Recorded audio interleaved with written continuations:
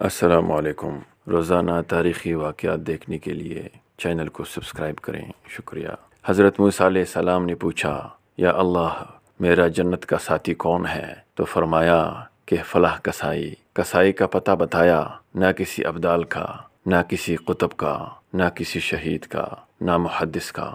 کہا کہ فلاں کسائی۔ حضرت موسیٰ علیہ السلام حیران ہو گئے، پھر اس کسائی کو دیکھنے چلے گئے۔ کسائی بازار میں بیٹھا گوشت بیچ رہا ہے۔ شام ڈھلی، اس نے دکان بند کی اور گوشت کا ٹکڑا تھیلے میں ڈالا اور گھر چل دیا۔ موسیٰ علیہ السلام بھی ساتھ ہو گئے۔ کہنے لگے، بھائی تیرے ساتھ جاؤں گا۔ اس کو نہیں پتا تھا کہ یہ موسیٰ علیہ السلام ہیں۔ کہنے لگا، آ جاؤ۔ گھر گئے، اس نے بوٹیاں بنا کر سالن چڑھایا، آٹا گوندھا، روٹی پکائی، سالن تیار کیا۔ پھر ایک بڑھیا تھی، اسے اٹھا کر کندھے کا سہارا دیا، سیدھے ہاتھ سے لقمہ بنا بنا کر اسے کھلایا، اس کا منہ صاف کیا، اس کو لٹایا۔ وہ کچھ بولی، بڑبڑائی۔ موسیٰ علیہ السلام نے پوچھا، یہ کون ہے؟ اس نے کہا، یہ میری ماں ہے۔ صبح کو اس کی ساری خدمت کر کے جاتا ہوں اور رات کو آ کر پہلے اس کی خدمت کرتا ہوں۔ اب اپنے بچوں کو دیکھوں گا۔ موسیٰ علیہ السلام نے فرمایا، یہ کچھ کہہ رہی تھی؟ کہا، ہاں جی، روز کہتی ہے۔ عجیب بات ہے، میں روز اس کی خدمت کرتا ہوں تو کہتی ہے کہ اللہ تجھے موسیٰ علیہ السلام کا ساتھی بنائے۔ میں کسائی اور موسیٰ علیہ السلام نبی، کہاں میں اور کہاں وہ۔ اللہ اکبر۔